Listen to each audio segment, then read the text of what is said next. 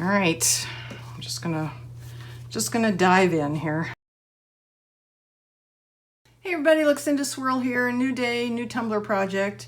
I have actually the ingredients for 2 different tumbler projects here, and I'm only going to do one in this video. We are going to start with the Crystal liquid micas today.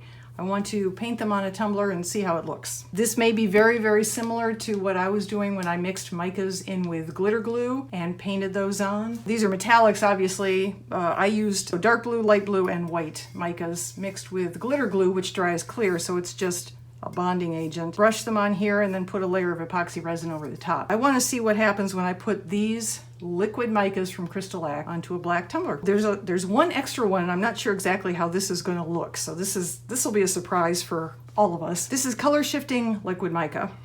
They call it Galaxy, and it clearly does have a shift to it, and color shifting usually means it shows up really well on black, so that's one of the reasons I picked a black tumbler to put all of these things on. I noticed when I opened these the first time, I haven't tried them yet, I just opened one, they're very jelly-like in consistency. I was expecting, I don't know, like a thick paint maybe, but not a jelly. Here, let's see if I can. So it jiggles more than, you know, paint normally would. It's jellified paint, I don't know. It's just different than I was expecting, but that doesn't mean it won't be beautiful. Okay, so we have rose, copper, gold, champagne, silver, and galaxy. All right, I'm just gonna dive in here. I want to start light up here, so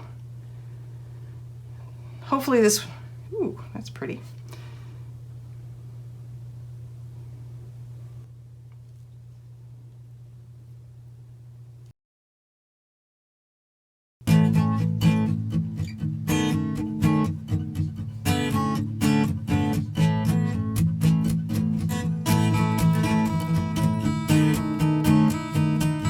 Okay, so the consistency of jelly is not really allowing me to do a thick layer.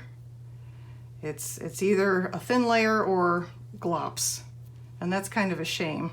I was sort of hoping it would be a thicker consistency so that when I put it on I could actually get some, you know, texture and not just, well, brush strokes are texture, but you know what I mean. Actually have a layer of this stuff on the cup. Probably, I've seen people do dry brushing with this, in which case you take a stiff brush and you just dip a little bit in and tap it off and then dry brush over a stencil or something like that.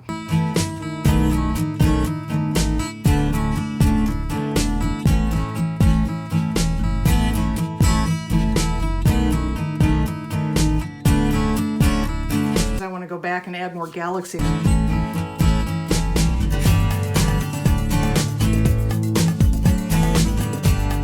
Interesting. We'll do something with it. So let me figure out what we're going to do next when it dries, and stay tuned. And we're back.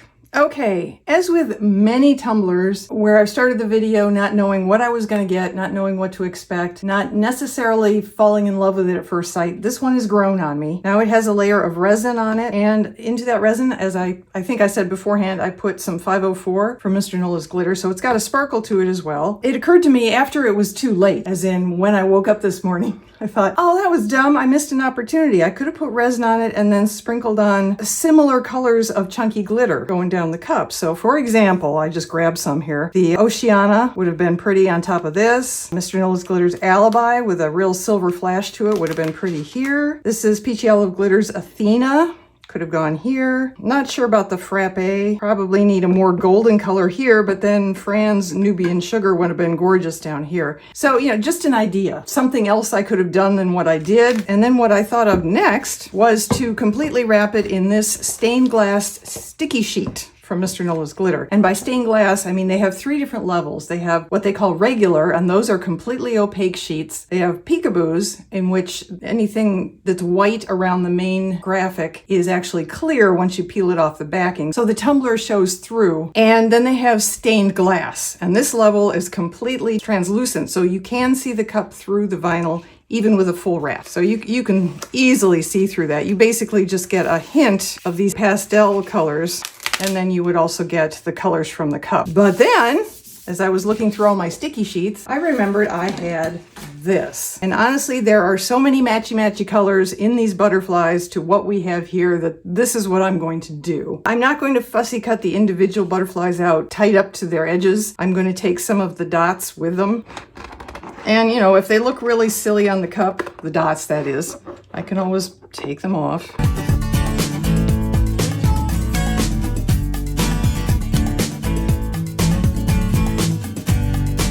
All right, now, next question, where do I want these?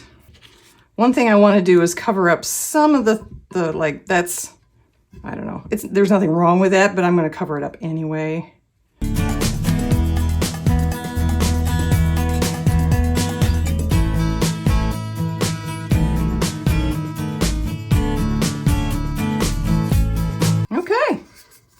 I'm extremely happy with this.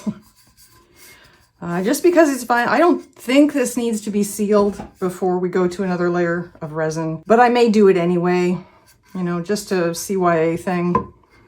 I wouldn't want any of these edges to lift under the resin.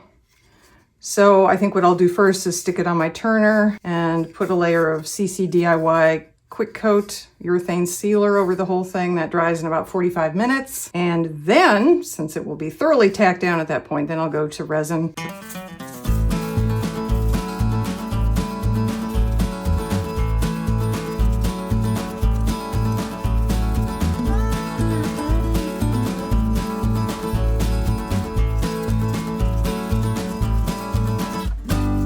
Okay, so instead of using my CC DIY Quick Coat as just a sealer on and around the butterflies, I'm going to see if it will also serve as an adhesive, because that will save me a layer of resin. Instead of having to put resin on this and the glitter into that, and then more resin on top of the glitter, if this works, I only have to do one more layer of resin to cover up the vinyl and the extra glitter.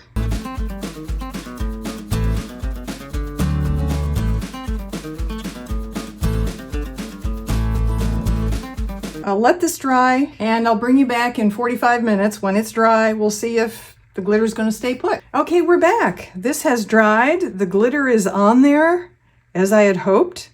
So the Quick Coat actually did act as a quasi-adhesive. And now I'm going to take this tumbler outside and I'm going to spray everything with a couple layers of matte clear spray just to further tack on the glitter and make sure it doesn't move around once I start applying the final layer of resin. And by final layer, I mean final layer for the purposes of this video. I will be including in it some 504, so everything will have a sparkle at the end. And then the next time you see this should be out in the sunshine.